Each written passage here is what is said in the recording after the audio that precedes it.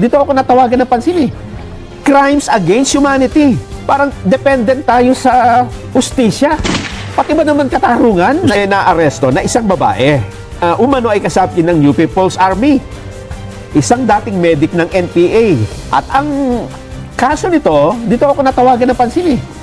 Crimes against humanity.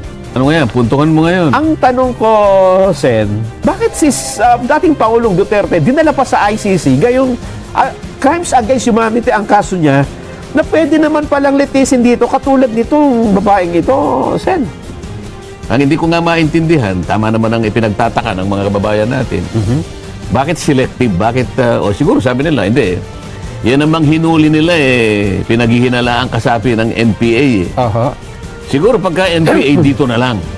Pagka kalaban sa politika, didiretso sa ICC.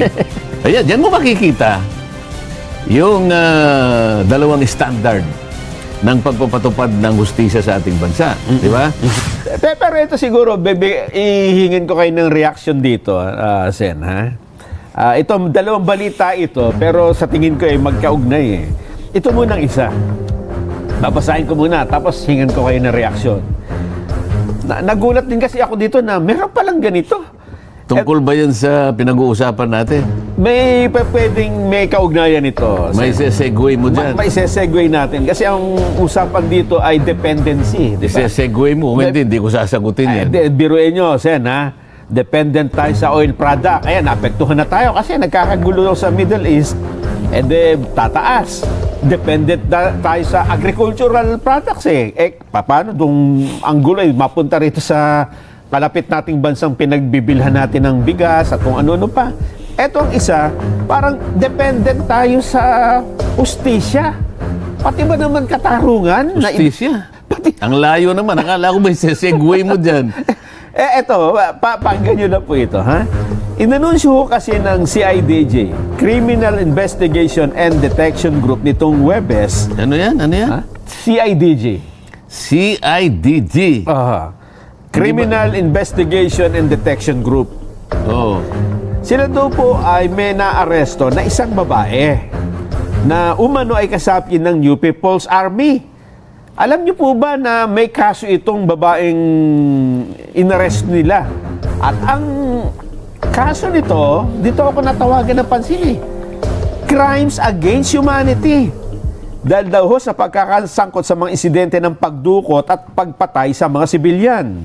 Ang nang dahil dyan, tatapusin ko lang sana para may kompleto tayo ng konteksto. Ito yung si Lilibet Ribaya alias Maya, isang dating medic ng NPA. Matagal na daw tinutugis ng batas ito. Anong pangalan? Lilibet Ribaya alias Kala Maya. Kala ko naman Lilibet Langis. Kaya gusto ko kasi i-connecta mo sa pinag-uusapan natin. Ayon sa CIDG, inaresto ito sa Claver, Surigao del Norte. May warrant of arrest sa Regional Trial Court dahil sa paglabag sa Republic Act 9851. Ito yung Philippine Act on Crimes Against International Humanitarian Law, Genocide and Other Crimes Against Humanity. Ayon sa investigasyon, si Ribaya ay sangkot umano sa serya ng pagtukot at pagpatay sa sibilyan na pinaghihinala ang espiya ng militar. Ginagamit daw din siya ang kaalaman niya sa medisina upang magpagaling, hindi magpagaling, kundi para tumulong sa aktibidad ng armadong grupo. At ito'y kasalukuyang nakakulong, hindi po sa ICC ha, kundi nakakulong at nakasa kustodiya ng CIDG. Ano nga yan? Puntukan mo ngayon. Ang tanong ko, Sen, meron pala tayong ganito na siguro yung ibang kababayang ordinaryo nagtataka.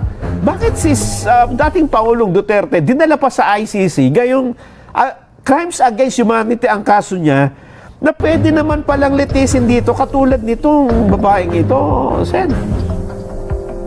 Ang ibig mo sabihin, pareho lang naman palang naharap sa di umano parehong kaso. paglabag sa crime against humanity. Opo. O kaya genocide. Yes. And other high crime. Yung crimes against international humanitarian law.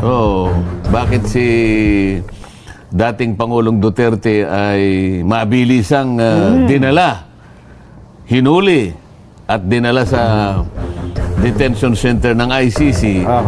Samantalang yan na nasa CIDG. Opo. Yun ang tinatanong mo. Yun po yung, kasi magtataka siguro yung iba nating kababayan at sabihin nila, pwede naman pala rito sa Pilipinas. Bakit doon pa sa ICC sa Daheg dinala ang dating Pangulo? Hindi mo yun ang ating pinipilit na sabihin sa kanila noon. Meron naman tayong sariling batas. Ito nga yung Republic Act 9851. At kung babasahin mo yan, kung di ako nagkakamali, basahin mo lang yung Section 17 at saka Section 18, maliliwanagan ka na. Na ang jurisdiction dito ng lahat ng mga nakagawa ng ganyang klaseng krimen, ang jurisdiction ay ang ating bansa. Meron tayong jurisdiction eh. Ang hindi ko nga maintindihan, tama naman ang ipinagtataka ng mga kababayan natin. Bakit selective? Bakit, siguro sabi nila, hindi. Yan namang hinuli nila pinaghihinalaan kasapi ng NPA Siguro pagka NPA dito na lang. Pagka kalaban sa politika, didiretso sa ICC. Ayan, dyan mo makikita yung dalawang standard ng pagpapatupad ng hustisya sa ating bansa. Di ba? Ngayon, paano ang punto ngayon? Tungkol sa ICC. Yes. Meron kang tinatanong kanina kasi nang dahil dyan sa pangyayari na yan, meron yatang nagmumungkahi. Yun nga po. Ito naman ay, sabi ko nga sa inyo, dalawa yung balita na halos magkaugnay. Ito naman ay rekomendasyon ni... Ang akala ko naman kasi, meron pang isang alternative. Kung ayaw ninyo dito sa ating bansa, ayaw nyo sa ICC, o dalhin nyo sa Israel yung iba, tsaka sa Iran. Kasi pinag-uusapan natin kanina yung Iran Pwede. Nawawala na naman ako kasi sabi mo, ikukonekta mo sa pinag-uusapan natin.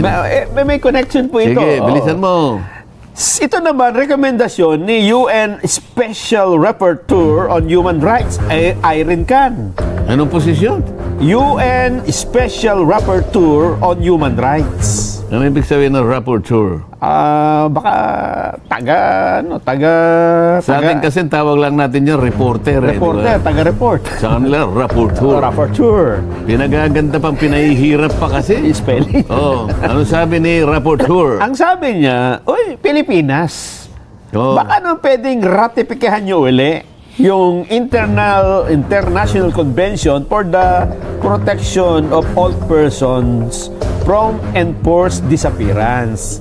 At isama nyo na yung pagbabalik ninyo sa Rome Statute, yung sa ICC. Bakit niya na imumungkahi yan, Nelson? Kasi daw, may malaking problema daw po tayo. May natatanggap daw sila mga report tungkol nga dito sa human rights abuses at enforced disappearance at extrajudicial killings na nangyari di umano noong nakarang administrasyon. May natatanggap silang mga report. Yun lang ang kanyang basihan, di ba? Alin ang mas bibigyan mo ng pagpapahalaga? Yung natatanggap mong report o yung actual na nangyayari? Siyempre yung actual. Halimbawa ngayon, naggigirian ang dalawang bansa, nagpapatayan. Di ba? Bata, matanda, walang pinipili. Ang ginagamit nila, missile. Yes. Ito ang krimen against humanity. Ayan po. Kasi walang regulasyon dito Pagka pinatamaan ka ng missile, kahit sino ka pa, kahit saan ka pa, kahit ano pang building yan, walang pipiliin yan. Kaya nga ang tawag crime against humanity. It is directed to the civilian population. Yes. Aktual na nangyayari, kitang-kita natin. Di ba? Sabi nga nila wala ka nang makikitang ebidensyang kasing bagsik nitong nakikita mo Sa criminal evidence, sa law on evidence, ang pinakamabagsik ang pinakamatibay na ebidensya ay yung tinatawag na object evidence. Yung nakikita ng mata. Di ba? O bakit hindi? Bakit ang hindi ang sabihan sa kanila, o Israel, pumirma kayo sa ICC. Iran, kayong mga taga-Palestine, yan. Bakit ang pinipilit, yung mga di umano ay may report ng human rights violation, ng disappearance, ng ganito't ganyan sa bansa? Bakit gusto nila yung report lang at ayaw nila yung nakikita? Nagbasagan ng pula ang Russia at saka yung Ukraine. Patamaan ng lahat ng mga missile, lahat ng civilian, maraming namamatay araw-araw, pero nagbubulag-bulagan yung ICC na yan. Pagkatapos, ano sabi ng raportor? Baka pwedeng bumalik kayo sa ICC.